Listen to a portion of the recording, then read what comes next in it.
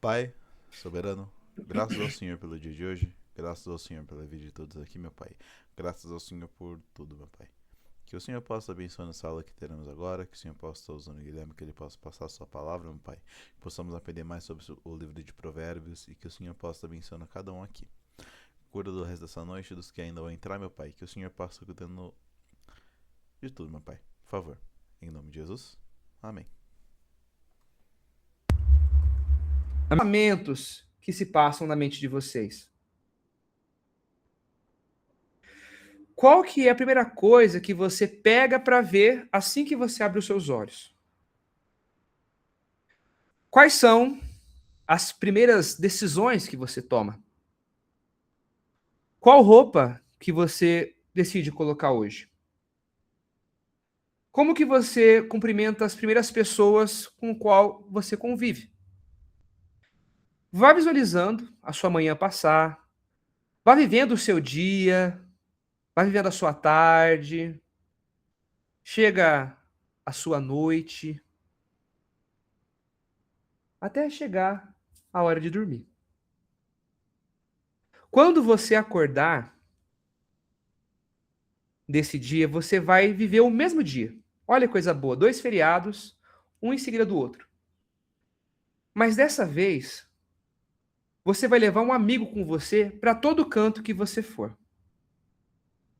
Esse amigo é Jesus. Então, visualize agora as mesmas coisas que você viveu agora há pouco. Mas agora com Jesus vendo, ouvindo e sabendo tudo o que se passa na sua mente, no seu comportamento, na sua fala.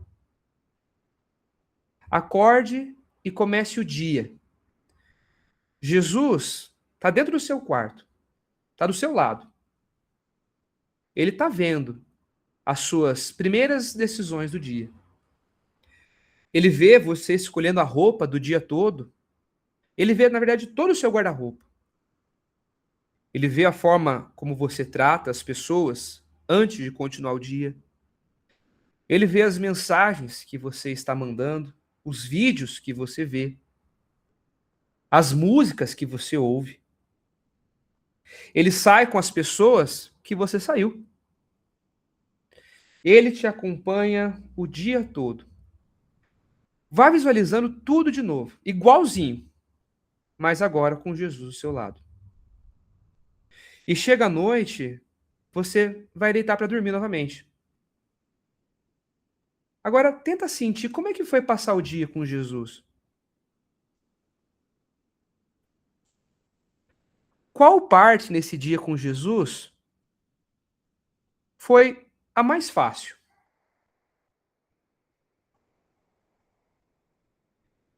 Teve algum momento que você sentiu vergonha de estar junto do seu amigo?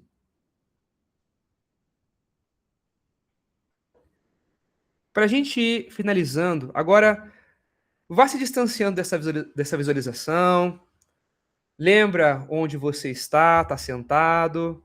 E agora volte a perceber seu corpo, a sua respiração.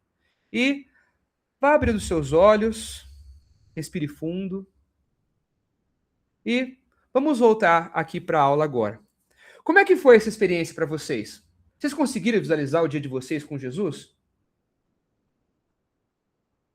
O que você sentiu? Fale o que você sentiu no seu feriado normal e depois no seu feriado com Jesus. O que você notou assim de diferente? Fui mais cuidadosa. Foi mais cuidadosa. Ai, ai. Eu não sei se você já teve a impressão não, já teve a sensação de trabalhar junto com o seu chefe.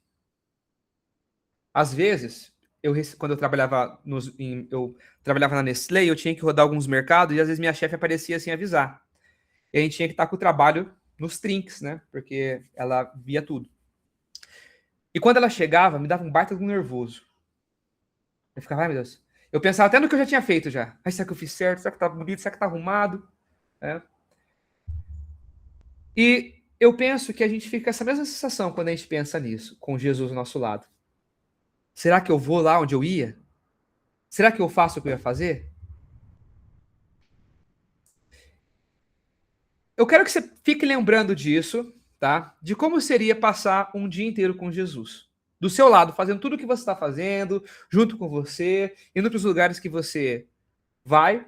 E vamos desenrolar a aula aqui, porque penso eu que vai ter muita coisa relacionada a isso, tá bom?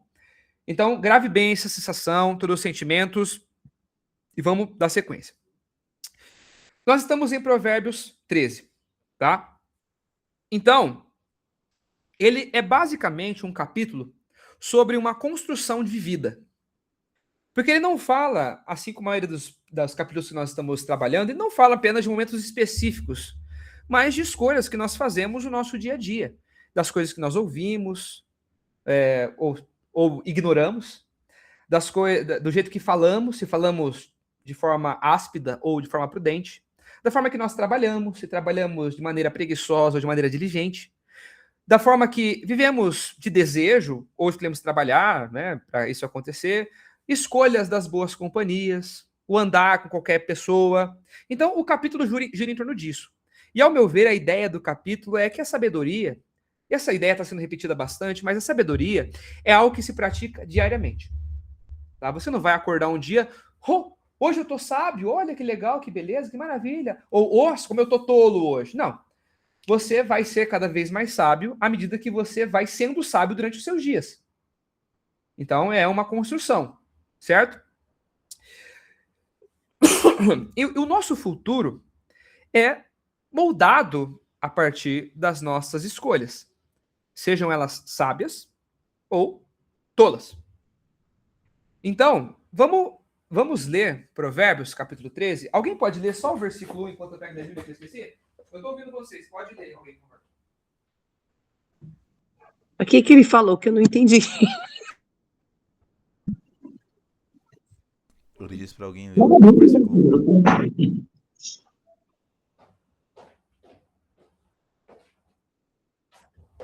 Provérbios 13, por favor. Ok. O filho sabe acolhe a instrução do pai, mas o zombador não ouve a repreensão. Obrigado. Deixa eu abrir só aqui para me identificar onde eu estou também. Provérbios 13. Ok. Então, isso aqui que ele falou, né? Do filho sábio e acolher a instrução, e do zombador não ouve a repreensão, está sendo uma ideia que nós estamos vendo bastante dentro do livro de Provérbios, não é a primeira vez que ela aparece. E como eu estava falando, eu penso que isso é falado porque o nosso futuro é moldado a partir das escolhas que tomamos. Sábias ou tolas, o nosso futuro é moldado a partir disso. Por isso que ele vai ser insistente de trazer essa ideia de ter cuidado, né, com, aqui no caso de ouvir a repreensão, do que nós falamos, do que nós ouvimos e tudo mais. Durante esse capítulo, eu quero que você vá se perguntando que tipo de vida eu estou construindo com as escolhas que eu estou fazendo hoje, tá? Então vá pensando nisso. Que tipo de vida eu estou construindo? Que fruto eu vou colher no futuro com as escolhas de hoje? Então, no versículo 1 aqui, quem que é o sábio do versículo 1?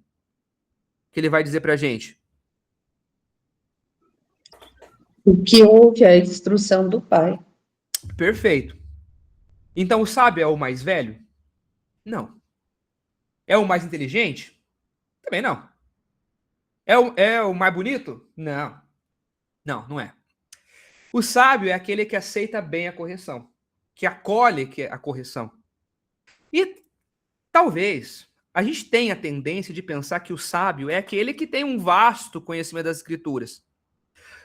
Mas, na realidade, muito mais sábio é aquele que sabe ouvir e ajustar o caminho quando necessário, do que aquele que sabe muita coisa sobre a Bíblia. Esse pai aqui representa uma autoridade, tá? E esse pai é quem dá direção, formação, caráter. Essa é a responsabilidade de um pai, naquela época e hoje, de transmitir valores, princípios, até mesmo o temor do Senhor é transmitido pelos pais. Então, ouvir a instrução do pai não é apenas escutar uma opinião, é receber uma orientação para a nossa vida. Então, hoje, se alguém através das escrituras nos corrige, também faz esse mesmo papel de um pai. O mesmo papel. Ah, mas ele não é meu pai. Não, mas ele está corrigindo você com as escrituras. Então, ele está fazendo o papel de um pai que está cuidando. De um pai que está te cuidando com amor. Inclusive, isso é um dos trabalhos que a própria Irmandade da Igreja tem. Né, lá em Colossenses 3,16, né, diz que habite ricamente em vocês a palavra de Cristo, ensinem e aconselhem-se uns aos outros com toda a sabedoria. E cantem salmos, hinos, cantos espirituais de gratidão a Deus com os corações. Um dos papéis da Irmandade de Cristo é ensinar uns aos outros e aconselhar uns aos outros com toda a sabedoria. E eu vou enfatizar aqui o que eu já disse, que é qualquer um que vai nos corrigir através das escrituras. Tá? E com amor também. Porque, claro, que tem gente que quer corrige errado, ou da forma errada. Aí falta sabedoria para essa pessoa, mas enfim, não é esse o ponto. O texto também vai apresentar que, em contraste ao filho sábio, tem o tolo, que é aquele que é o zombador. Essa pessoa, que é o zombador, é aquele que não apenas ignora a correção, mas ele também despreza. Ele trata, sabe, com aquela ironiazinha. O jovem tem muito isso, as coisas com ironiazinha, né? Ah, tá bom, vou lá ver, sim, deixa comigo, vou sim, vou sim. Faz desdém, trata de qualquer jeito. O problema desse tolo, desse zombador, é a resistência interior. Ele não quer ser confrontado. Ele não quer admitir que ele pode estar errado. E aqui está um ponto central, muito importante. Na diferença entre o sábio e o zombador, não está na capacidade mental, ou na sua inteligência, ou na sua altura, na sua beleza. Não. Está na postura do coração. Um coração é ensinável, enquanto o outro é orgulhoso. Isso é interessante porque, muitas vezes, a correção dói. Ela mexe com o nosso ego, com a nossa autoimagem. Mas é exatamente esse desconforto que produz crescimento. Por doer, pode ser que tenhamos a tendência a não ouvir. Por exemplo, vamos usar de exemplo que alguma pessoa venha me corrigir porque ela acha que talvez as minhas roupas sejam inadequadas para pregar no culto ou para dar as aulas aqui, por exemplo, que talvez seja mais específico agora. Ah, Guilherme, essas roupas que você está usando não está muito adequada para a aula, você devia vir uma camisa polo, uma camisa social, né, para dar um tom de seriedade, sei lá, e beleza. E talvez eu possa pensar, né, assim, a primeira reação que eu vou ter é falar, calma aí, meu amigo. A minha roupa não vai interferir nada na minha aula. Né? Ainda mais que eu quero que isso aqui seja uma coisa totalmente, uma conversa. Eu não vou mudar, eu não preciso mudar. E pode até ser verdade o ponto que eu coloquei, porque minha roupa não vai alterar o sentido da aula. Mas a pergunta não é essa.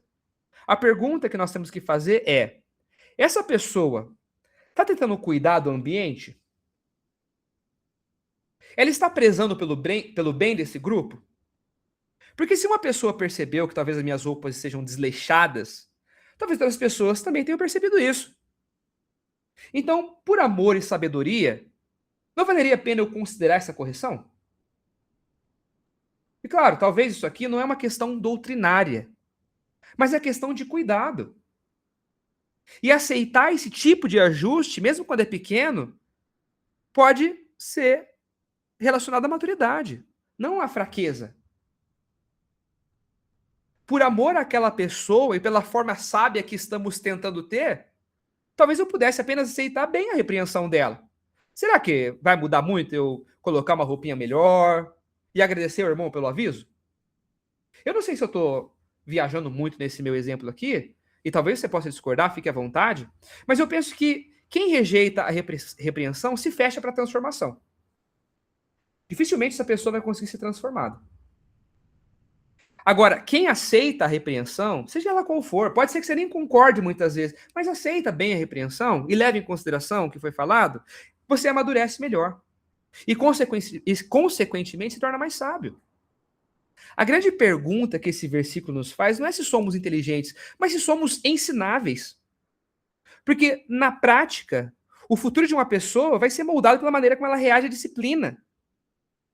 E outra, eu imagino que você já foi em lugares onde talvez os irmãos que estavam à frente fazendo algum trabalho da igreja se vestiam de qualquer jeito, de, sei lá, ia pregar de bermuda, de regata, sei lá. E você fica meio desconfortável com aquilo e talvez possa afastar alguém.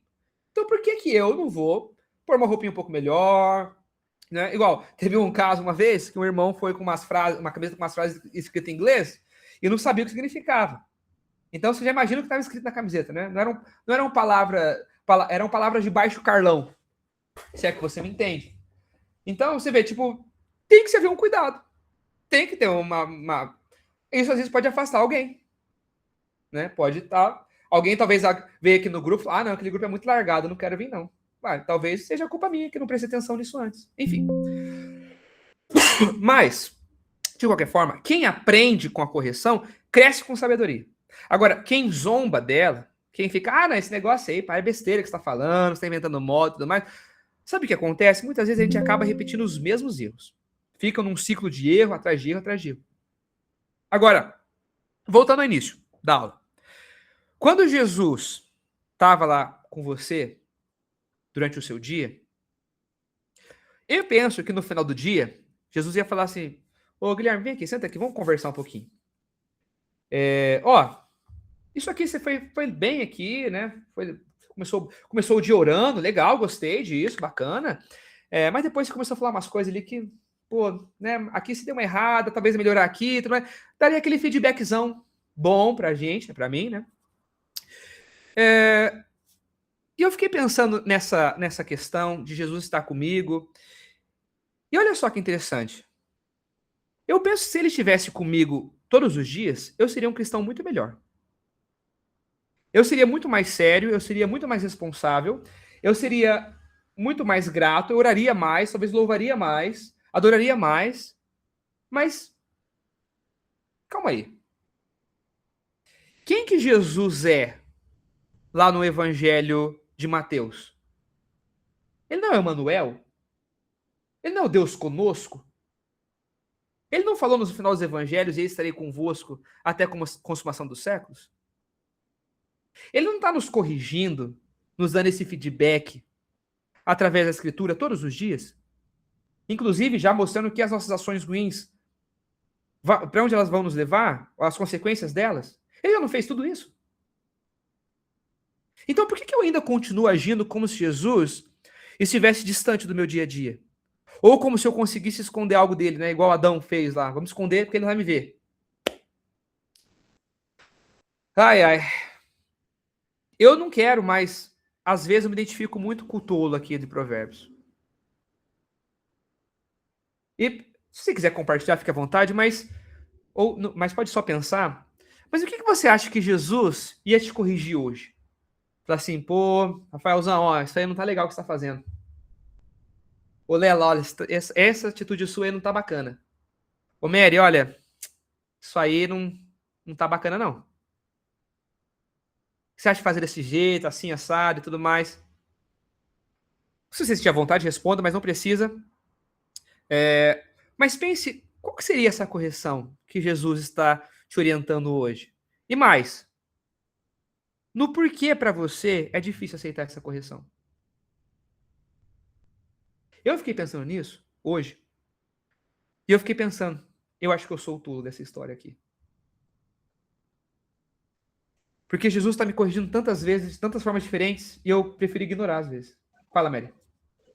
Eu acho que, Guilherme, é que às vezes a gente não quer aprender a depender 100% de Deus. Porque a partir do momento que eu entendo que eu vou caminhar com Jesus todos os dias, que está do meu lado, né? Hello, está dentro de mim.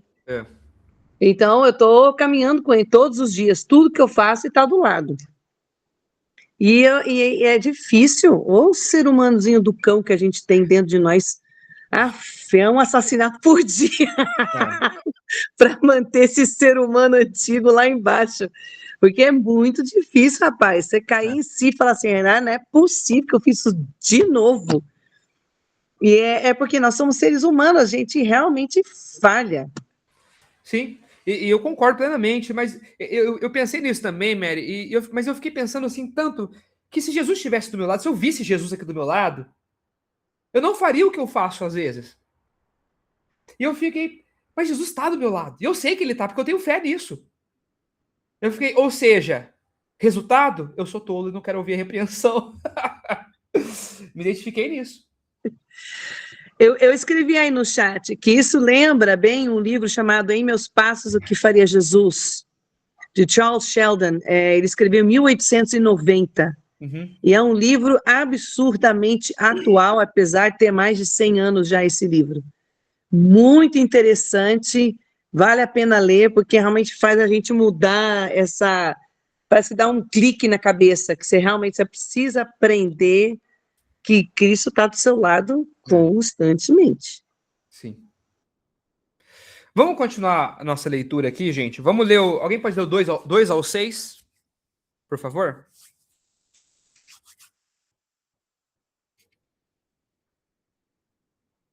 Eu posso. Com palavras sábias consegue-se uma boa refeição, mas os desleais têm fome de violência.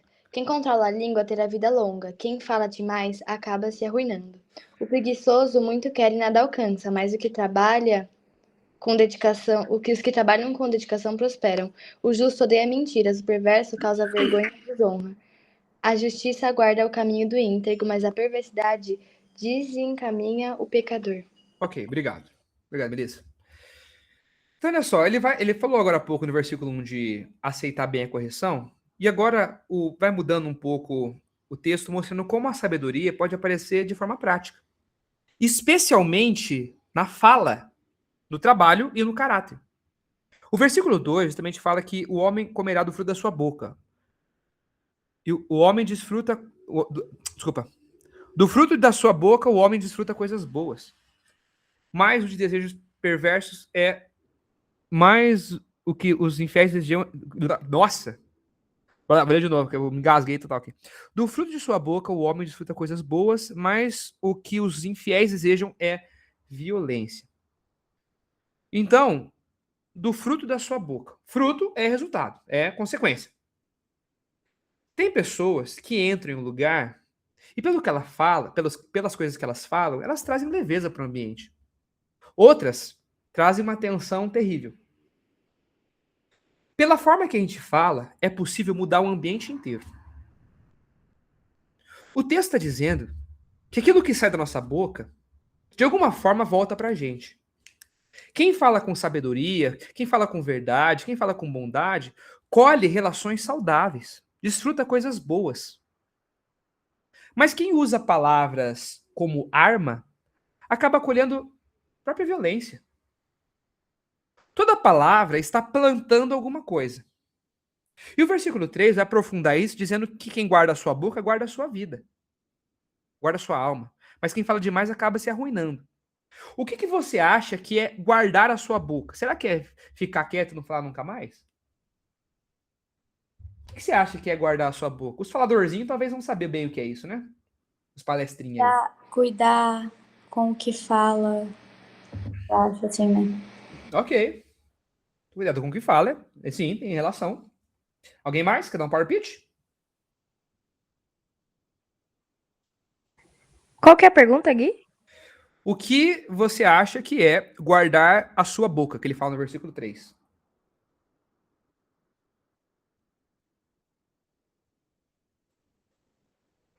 Ok. Eu acho que tá mais ligado, tipo, você prestar atenção no que você vai falar, porque às vezes tá mais ligado a como você vai falar do que exatamente você vai falar. Ok. A Laura também falou sabe medir as palavras. Muito bom. Tudo que vocês falaram está correto. Tá? Guardar a boca não é ser frio ou ser calado ou ser tímido. Não está relacionado a isso. Mas, como vocês disseram, é ter um domínio próprio. É saber quando e como falar e também se deve ou não falar. Gente, tem ocasião que é melhor você ficar quieto mesmo. Porque sabe o que às vezes acontece? pra gente não ter, talvez, tanta essa habilidade, vou falar gente, mas eu tô falando pra mim, de mim mesmo, tá? Eu vou lá e falo uma vez. E falo com amor, com sabedoria, muito bom. Parabéns, Guilherme, você foi muito bem, conseguiu falar bem pro irmão. Aí eu vou lá, o irmão não mudou, eu falo mais uma vez. Eu vou lá e falo de novo. E falo mais uma vez. E eu já falei 50 vezes pra pessoa, e ela não mudou. Gente, essa pessoa não, ela vai criar uma repulsa de mim. Ela não vai querer mais falar com você. Tudo que você falar pra ela agora, automaticamente ela vai descartar. Porque daí não é correção mais, é encheção de saco. É correção para aqueles que aceitam bem a correção. Para quem não aceita, é perda de tempo, meu amigo. Você está falando, olha, se você fizer isso, vai acontecer tal coisa. A pessoa, não quero saber. Chega. Né? É que você tinha falado, né, Mary? O seu pai falava 2 vezes. Não, eu falei 2 vezes, chega. Né? Acabou. Então tem hora que é melhor a gente se calar.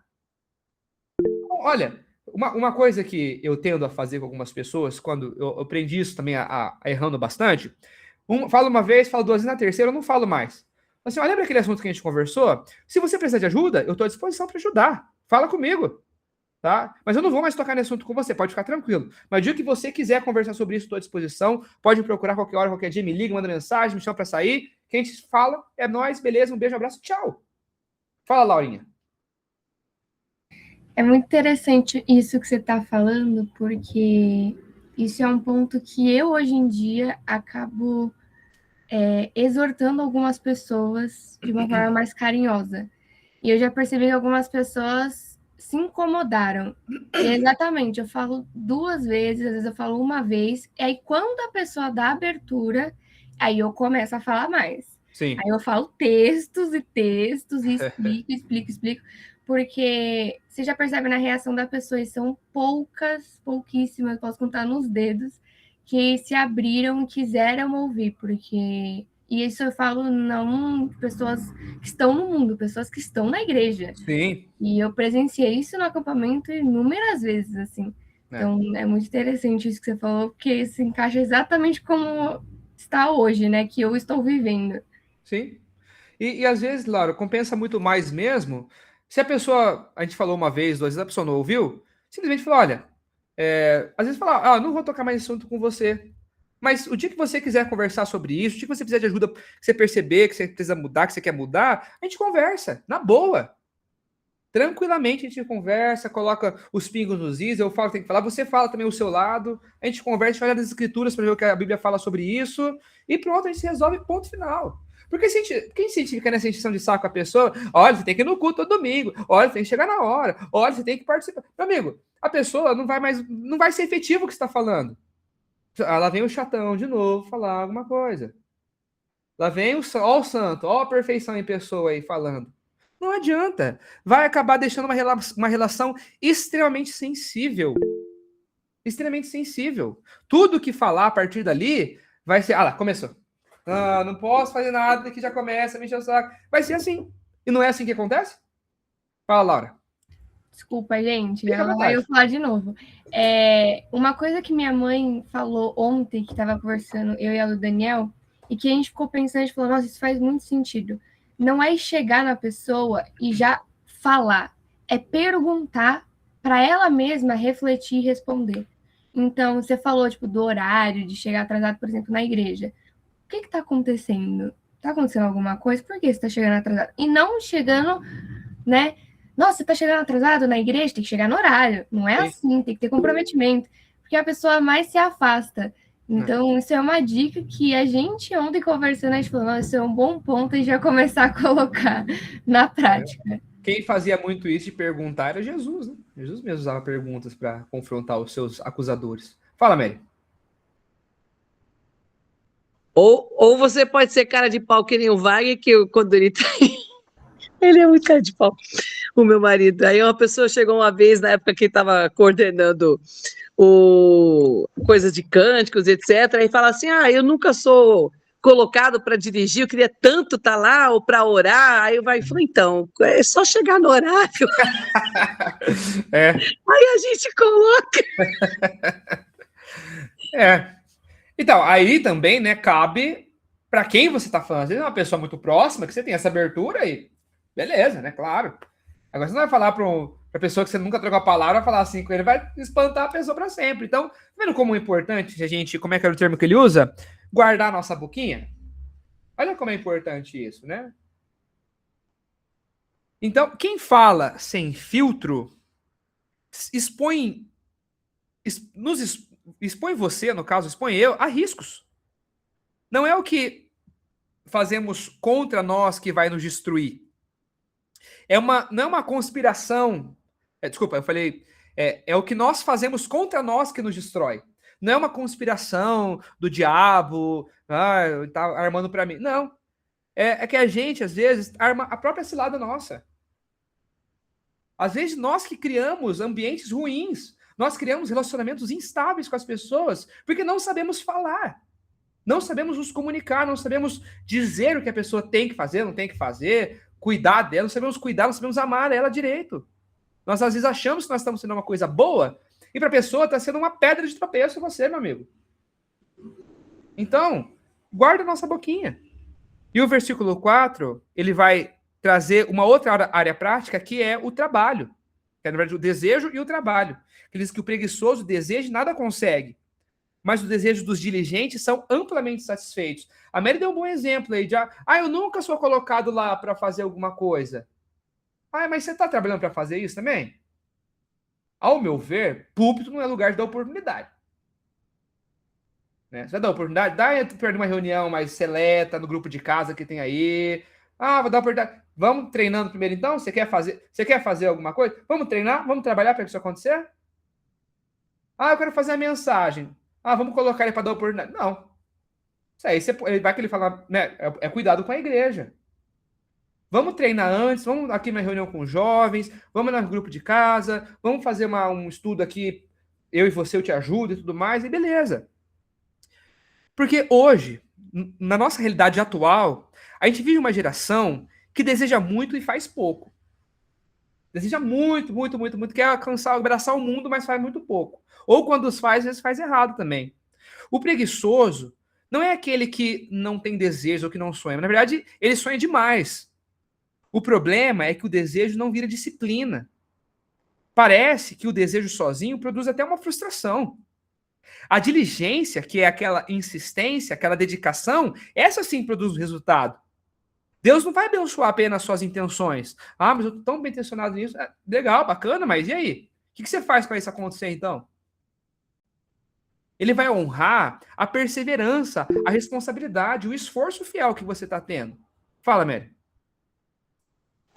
Isso me lembra daqueles regimes ultra rápidos. Eu quero emagrecer, ficar magrinho, maravilhoso, mas não muda a forma de comer, não vai emagrecer nunca. Vai nunca. Né? Eu vou até dar um exemplo aqui, e não é para exaltar essa pessoa, não. O nosso amigo Rafael, que está aí, Rafael, pensa num cara que não sabe nada de cântico. Nada. Tava dó, coitadinho. Ele queria, uma vez eu conversei com ele, ele falou assim, eu quero fazer os cânticos. Eu falei, então vamos treinar. Grupo de casa. Eu falei, daqui 2 meses você vai reger os cânticos. Ele ficou treinando os 2 meses, os cânticos que ele tinha que treinar. E fez bem feito. Não foi Deus que abençoou ele? Deus não recompensou o trabalho diligente dele? De que ele ficou um tempão durante a semana ensaiando? E eu não estou falando isso para exaltar ele, não. Eu já falei para ele que ele foi muito bem e tudo mais. Mas isso foi... É nítido que isso foi graças a Deus, porque ele sabe o quanto ele se dedicou, o quanto Deus foi abençoando ele. Né? E tem mais, né? O Thiago Dias, que não está aqui também, né? Também foi a mesma coisa, também não sabia onde cante, foi se dedicando, Deus foi abençoando. Em tudo que a gente vai fazer assim, gente. Eu quero... Nossa, eu queria...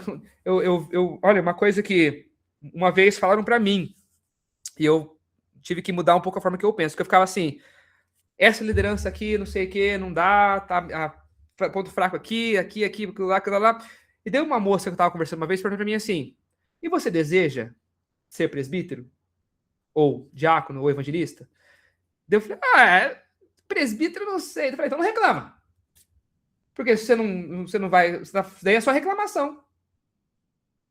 Se você está só reclamando por reclamar, aí não adianta. Você quer mudar, então você deseje esse episcopado e mude quando você estiver lá, sendo você um homem fiel, dedicado ao trabalho, que vai fazer direito.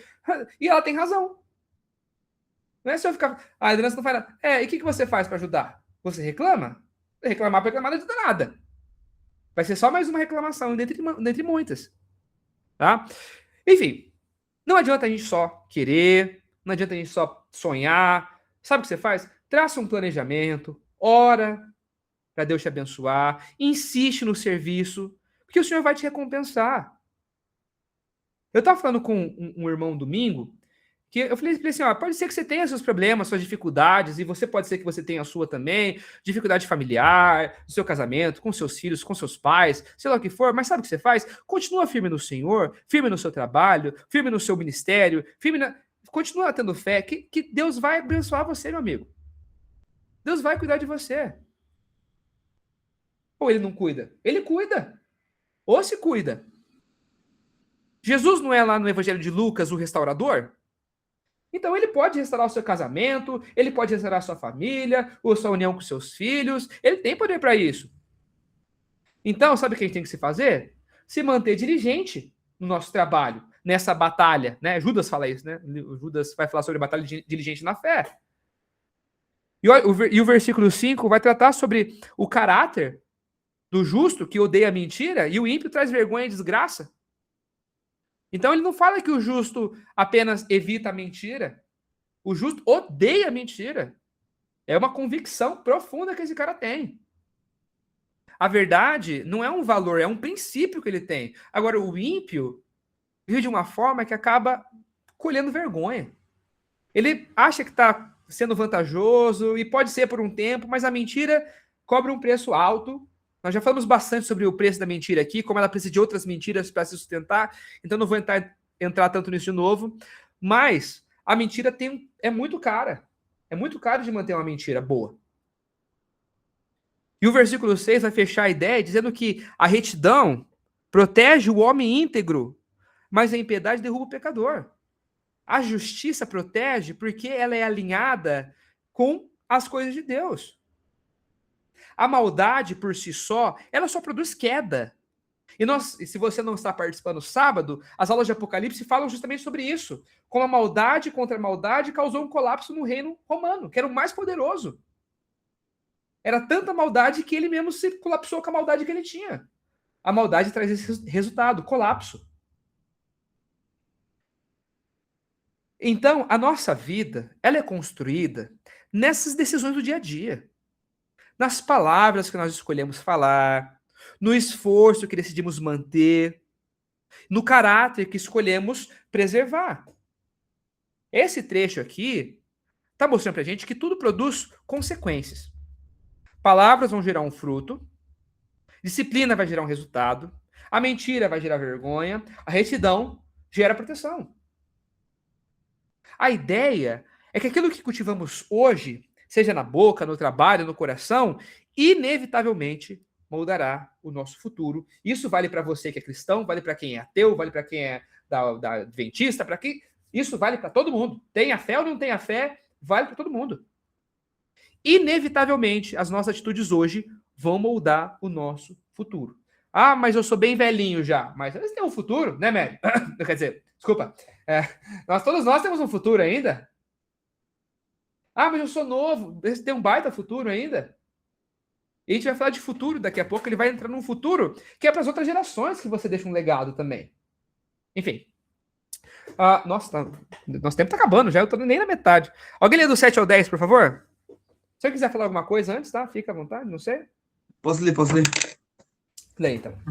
É do 7 agora? 7 ao 10.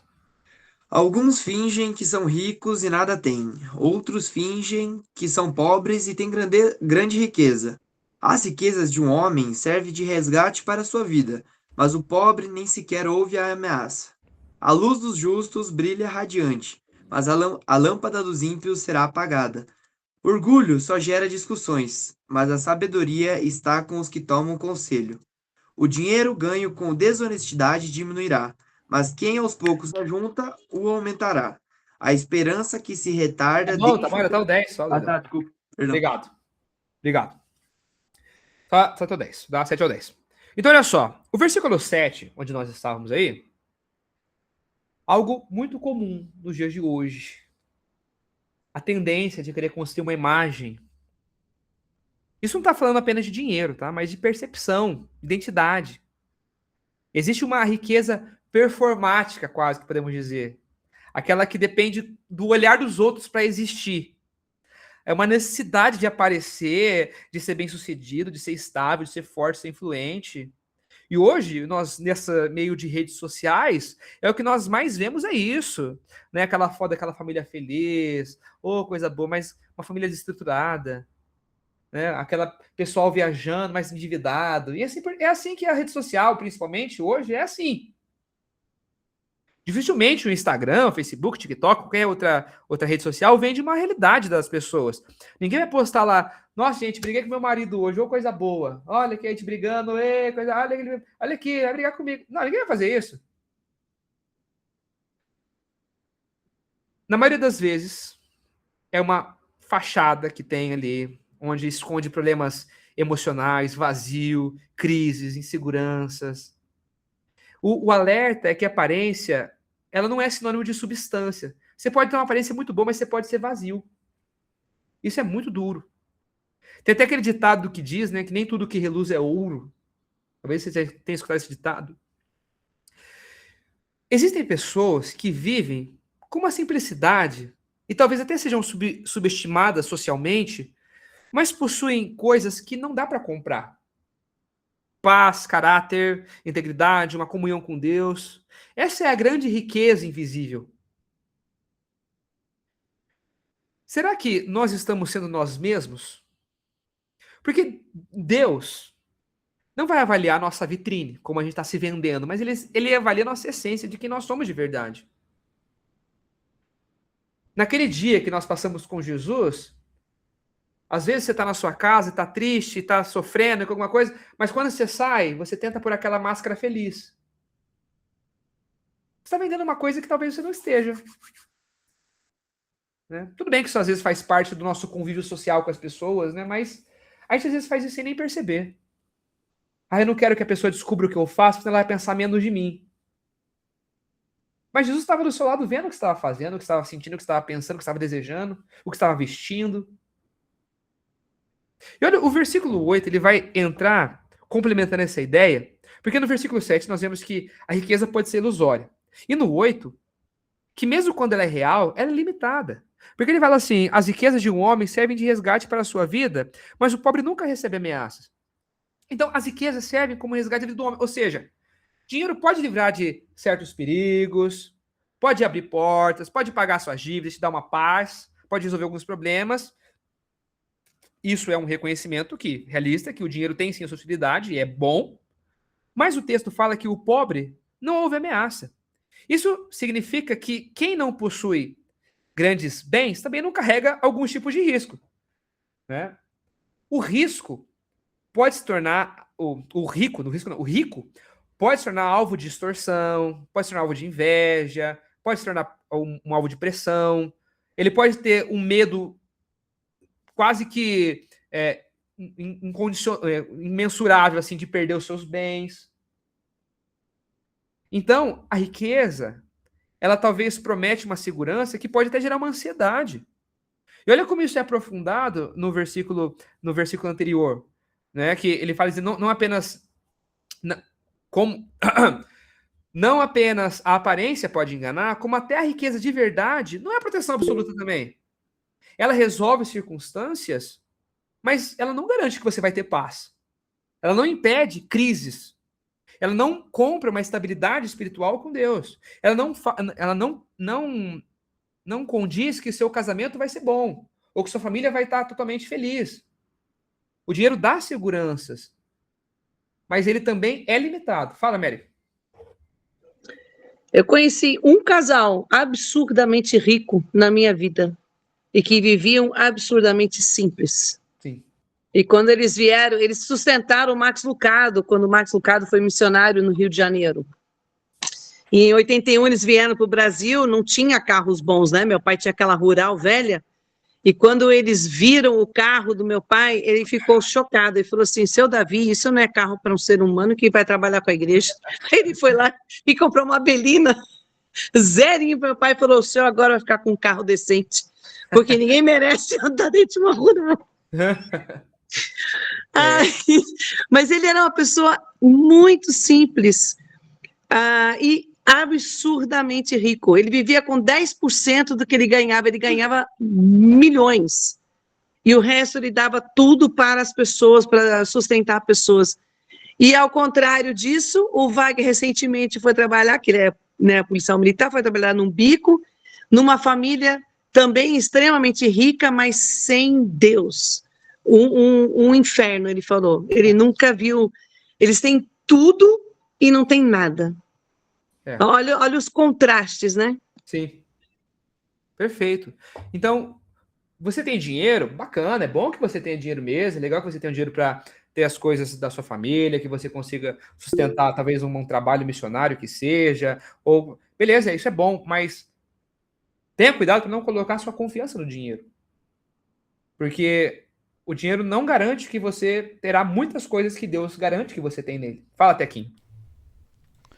Esses tempos eu tô, tipo, estudando um pouco mais sobre educação financeira e, ironicamente, uma das dicas a qual eu escutei muito em relação a isso é justamente esse trecho que é não aparentar ser o que você não é. Porque muitos brasileiros hoje em dia têm um problema de que eles querem aparentar ser rico. Ou Uhum. seja, comprar iPhone 15, parcela em 24 vezes, carro do ano, que não sei o que, É, parcela em 60 vezes, tá afundado de dívida, mas quer aparecer ser rico. é isso. E o que dá o problema? Exatamente o que diz aqui. Se alguém aparenta ser rico, chama a atenção de que não deveria. É. Dá dor de cabeça de forma desnecessária.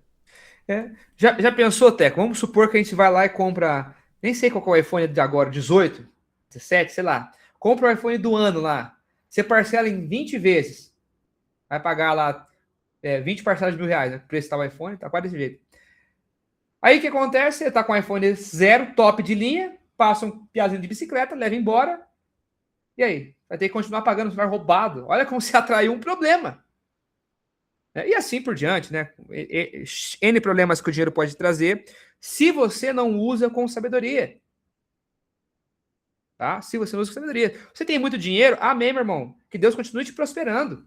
Mas seja sábio com o dinheiro. Seja sábio com o dinheiro, porque muitas pessoas são levadas à confiança no dinheiro e se perdem nesse caminho. Quando perde o dinheiro, acabou a vida da pessoa, não tem mais nada, porque deixou de confiar em Deus. Então, cuidado, tá? Porque lembra que aparência não é suficiente. E dinheiro não é garantia. Onde está, então, nossa verdadeira segurança? O versículo 9 vai responder. Versículo 9. A luz dos justos resplandece esplendidamente, mas a lâmpada dos ímpios apaga-se. Então, olha, o justo, ele tem uma luz que ela não é descrita como frágil, não. Ela brilha esplendidamente. Olha que palavra até bonita isso, né? Esplendidamente. Existe uma vitalidade, uma constância, esperança. Agora, o ímpio, ele não tem uma luz, ele tem uma lâmpada. Né? É uma diferença. É algo que depende de um combustível. Ela pode até iluminar por um tempo, pode haver um sucesso, uma prosperidade temporária ali, mas passa. Há uma influência, mas não há uma sustentação. Uma hora apaga, uma hora aquilo vai definhando. E agora, olha o raciocínio que ele trouxe nesse trecho, que, olha, a aparência não sustenta, a riqueza material não garante a proteção, a verdadeira estabilidade, na realidade, está na justiça diante de Deus. Mas então vai surgir uma outra dúvida. Se a justiça é o caminho da luz, por que nem todo mundo está seguindo a justiça, então? E aí, para mim, o versículo 10 responde perfeitamente essa dúvida. Que é, por que ninguém está seguindo? Por que as pessoas não estão seguindo o caminho da luz?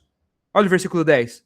O orgulho só gera discussões, mas a sabedoria está com os que tomam conselho. O texto tem um obstáculo, nos apresenta um obstáculo central na vida da maioria das pessoas. Orgulho. Orgulho, meu amigo, é talvez uma das maiores armas que o diabo tem contra a gente. O orgulho é uma coisa complicada. Muito complicada. O orgulho, sabe o que vai fazer com a gente? Leva a gente a viver de aparência. O orgulho faz com que a gente confie excessivamente nas nossas riquezas. O orgulho nos impede de buscar a luz da justiça. Essa soberba, esse orgulho, ele cria um conflito porque ele não aceita a correção, ele não admite o erro, ele não busca conselhos. Muitos conflitos externos são sintomas de um problema interno. A pessoa orgulhosa quer defender a sua imagem custe que custar, quer proteger o seu status, quer rejeitar a orientação, ela não está nem aí para nada. Agora, aquela pessoa que é humilde, ela busca o conselho, ela aprende e ela cresce. E por isso que ela está caminhando na luz. Então, veja como o texto constrói uma ideia muito interessante. Olha, primeiro, abandona a ilusão da aparência. Abandona isso. Depois, olha, fique atento sobre as limitações das riquezas. Porque tem gente trabalhando aí mais do que pode, mais do que a saúde aguenta, para ter dinheiro. Sendo que não é esse o plano de Deus para a gente. Então, cuidado. Em seguida, o texto vai apontar para a gente onde está a verdadeira segurança. Está na justiça. Na justiça. E, por fim, mostra que só a humildade vai permitir que a gente viva nessa justiça.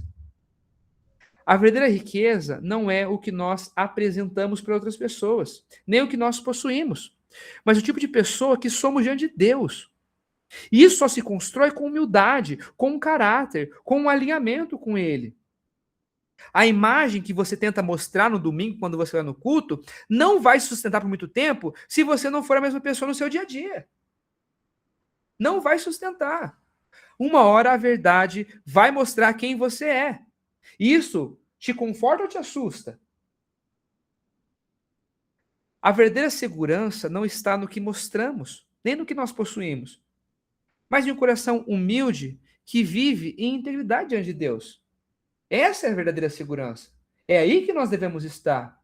Aí sim nós podemos ficar tranquilos, porque Deus vai cuidar da gente.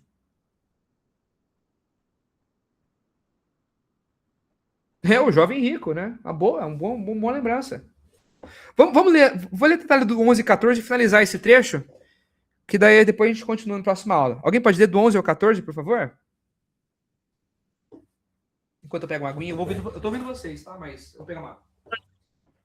O dinheiro ganho com desonestidade diminuirá, mas quem o ajunta aos poucos terá cada vez mais.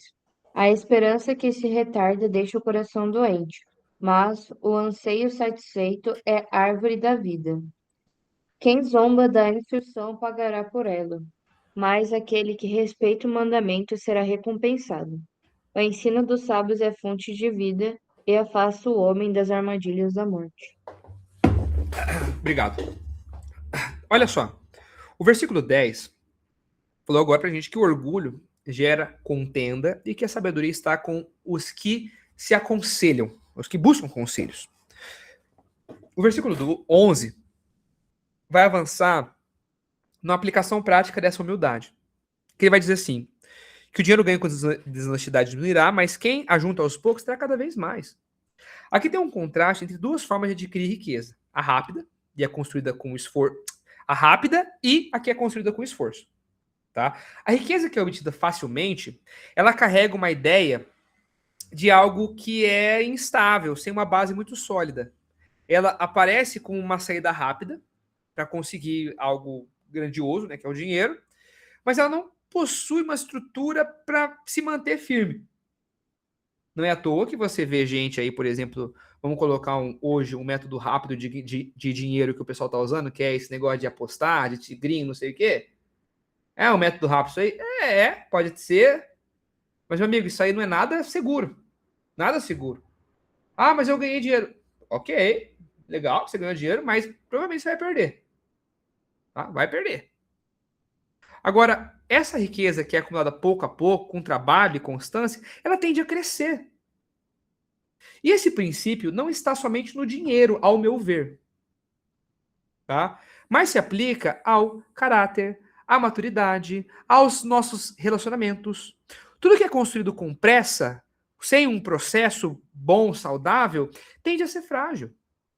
Um casamento que é muito rápido, a pessoa casa, não estou falando que vai ser, mas tende a ser frágil. Ah, a gente tá junto, namorou 6 meses e vai casar, porque a gente não está se aguentando. Meu amigo, olha, talvez esteja casando no motivo errado, isso vai trazer problemas para você. Ah, a gente quer fazer um evento e vai ser mês que vem, a gente tem que correr. Talvez o evento vai dar errado. Talvez vai dar errado. Não tô falando que vai, mas pode. É instável. É um processo que tende a ser muito frágil. Agora, o que é edificado com disciplina, com perseverança, com integridade, vai ter um alicerce muito mais sólido. Então, olha como isso se conecta bem lá com o versículo 10, que o orgulho, ele quer resultado rápido, ele quer reconhecimento imediato, ele quer crescimento sem processo. Agora, aquela pessoa que é humilde, ela aceita conselhos, aceita etapas, aceita amadurecimento. Esse versículo 11 mostra que o caminho paciente é aquele caminho que vai permanecer. Fala, Mary. Eu diria que hoje as pessoas estão mais orgulhosas do que talvez no passado, pela essa ansiedade de ter tudo para ontem. Você tem um computador, celular, você tem tudo no seu celular. E as respostas estão para ontem. Sim. E quando a pessoa fala que você tem que esperar, tem, rapaz, até vídeos de crianças destruindo as casas, porque não conseguem fazer essa espera, não são ensinados mais a esperar. E como cristão, não é assim que funciona, não é para ontem. Você não muda para ontem, é tudo devagar, é aos poucos, diariamente. Sim, exatamente. E uma coisa que a gente estava conversando, acho que na aula dos jovens, no domingo que nós estávamos tendo, é que a maturidade é uma constância que a gente tem que ter. É todo dia dando um passo para frente. Porque se a gente para, a gente não está parado, a gente está dando um passo para trás. A gente está desamadurecendo. Então, é uma constância que nós temos que ter andando rumo à maturidade. Isso é um processo que nessa vida nós não vamos alcançar uma maturidade plena. Então, olha como esse processo tem que ser de fato diligente. Muito diligente, muito insistente. E esse caminho paciente é justamente o que vai permanecer. Esse que é o verdadeiro caminho que a Bíblia nos ensina. E olha como o versículo 11 prepara para o versículo 12, que ele diz justamente que a espera que se retarda deixa o coração doente, mas o anseio satisfeito é a árvore da vida. Então, se o versículo 11 falou de construção gradual, o versículo 12 reconhece um lado emocional desse processo. Esperar é difícil, não é fácil ficar esperando. E quando algo é adiado, o coração desanima. Então, pense que você está querendo, sei lá, vou pegar o exemplo dos cânticos. Eu quero ser um regente de cântico. Se você faz as coisas com pressa, talvez você nunca vai conseguir ser um bom regente de cânticos. Mas se você é paciente, se você vai tomando conselho de quem já sabe, de quem já fez, de quem está fazendo mais tempo, vai aprendendo com pessoas mais experientes, vai indo assim, você vai se tornar um bom regente. Isso aí vai ser o que acontece, que o anseio satisfeito é a árvore da vida. Aí sim você vai ter satisfação do que você está fazendo. Aí sim você vai, estou colhendo resultados. Olha como eu consegui fazer isso com a ajuda de Deus. Olha como Ele me abençoa a fazer agora um bom trabalho para Ele mesmo. Agora, se a gente quer fazer as coisas correndo, com pressa, não, eu tenho que fazer porque eu tenho que ser melhor que o evangelista que está pregando. Eu tenho que evangelizar mais que ele. Eu tenho que pregar, eu tenho que cantar melhor que ele, eu tenho que falar melhor que ele. Meu amigo, isso aí é competição, isso aí está até errado já. Aí sabe o que vai acontecer? A esperança que se retarda deixa o coração doente. Você está tão ansioso para que aquilo aconteça, você vai ver que você não vai ter um resultado bom. Sabe o que vai acontecer com você? Começar a dar passo para trás. Eu não vou fazer isso aí, não. Tentei fazer, não consegui. Esquece, abandone. Então, quando algo é adiado, o coração pode desanimar muito. Existe uma frustração no tempo de espera. Mas o texto não vai desvalorizar o processo, mas, muito pelo contrário, ele mostra que quando o desejo se cumpre no tempo certo, ele se torna árvore da vida, essa satisfação. Aí sim nós conseguimos desfrutar desse nosso trabalho. E o versículo 13 vai dizer: quem zomba da instrução pagará por ela, mas aquele que respeita o mandamento, esse será recompensado. Olha só, porque alguns não conseguem esperar nem construir com constância, porque desprezam a palavra. Rejeitar a instrução divina é escolher atalhos, é abandonar o processo da sabedoria. O desprezo traz consequências inevitáveis, porque a pessoa prefere confiar na sua própria tolice do que na sabedoria do Senhor. Agora, o contraste é que aquele que teme o mandamento, ele vive numa direção correta. A recompensa aqui é a consequência natural de uma vida alinhada com os princípios de Deus. Se você fizer assim, você vai receber assado. Quer falar, Mary? Pode falar. É que você falando isso, me veio um exemplo da minha sogra, que é uma pessoa que sabe guardar dinheiro como ninguém. E ela conseguiu guardar 5 mil reais em moeda. Meu amigo. Isso, alguns anos atrás, e comprou todo o conjunto que ela precisava para o apartamento dela, né? Na época ela morava no apartamento, comprou tudo, né? Todo o conjunto de sofá, tudo mais. 5 mil reais em moeda. O pessoal da loja ficou besta, deram 20% de desconto, porque ninguém nunca nem viu. E ela foi guardando aos poucos em latinhas. Ela foi guardando, aí um dia a minha cunhada falou, mãe, acho que você já tem o dinheiro, né? Ah, vamos ver. Eles caíram de costas quando eles contaram. E aí você para e pode fazer uma análise, né, que com Deus é a mesma coisa. Aos pouquinhos você vai sendo modificado, se você permitir, óbvio, né? Você vai sendo modificado, vai sendo mudado, vai sendo uma pessoa melhor, cada vez melhor. Não é de um dia para o outro, é muito aos pouquinhos. Um dia, quando você vai ver, você fala, nossa, olha onde eu já cheguei, eu estou dirigindo cânticos legal. Entendeu? E você vê, né, Mary? Às vezes a pessoa assim, tem que comprar um negocinho, pega das minhas moedas lá, nunca ia juntar 5 mil reais. Nunca conseguir.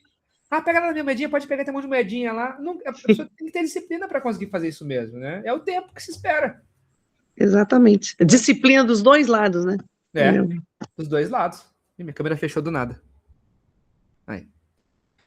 Ok, então, olha o versículo 14 agora, que ele vai fechar a ideia, dizendo que a instrução do sábio é fonte de vida para desviar dos laços da muerte.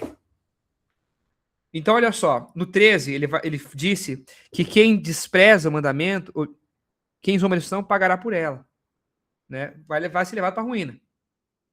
A instrução acolhida agora se torna fonte de vida, porque ela protege, ela orienta e livra das armadilhas. Eu tenho certeza que ninguém quer cair em armadilha. A constância, a paciência, a disposição para aprender vão produzir vida.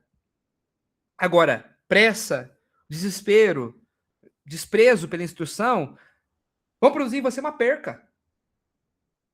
Não dá para a gente, com as coisas de Deus, querer tudo para já, tudo para ontem. Não tem como. Você provavelmente vai se frustrar. Mas a igreja tem muita gente assim. Tem!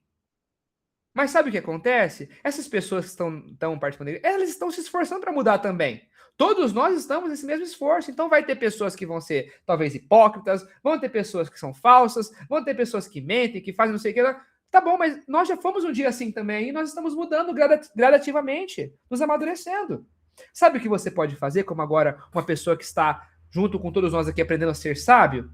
Ajudar o seu amigo fulaninho que talvez esteja sendo meio hipócrita, meio assim, ameaçado. Em vez de você falar mal dele, vai lá e oferece ajuda.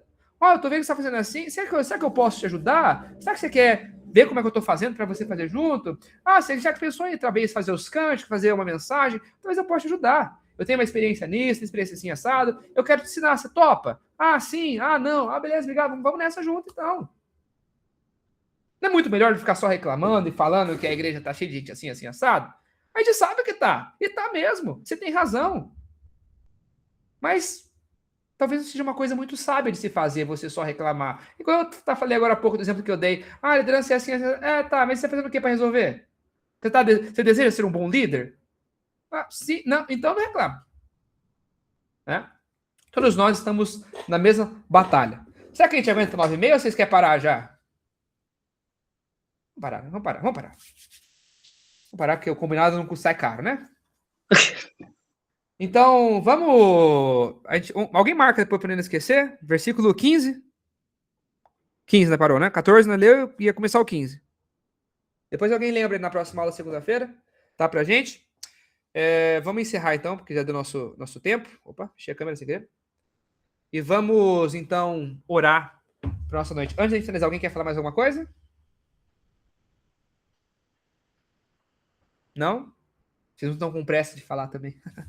Cadê? Vamos orar então, tá bom? Oremos. Senhor Deus Pai, grande Deus, graças te damos, Senhor, pela sua misericórdia sem fim para conosco, Pai. Apesar de sermos impacientes, muitas vezes apressados, muitas vezes negligenciando a sabedoria que vem do Senhor, o Senhor ainda assim tem sido paciente conosco, Pai.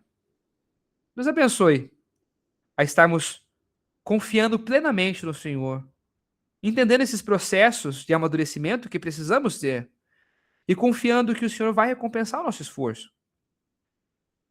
O que desejamos, Pai, é adorá-lo, é servi-lo, é talvez demonstrar uma fração desse grandioso amor que o Senhor demonstrou um dia por nós.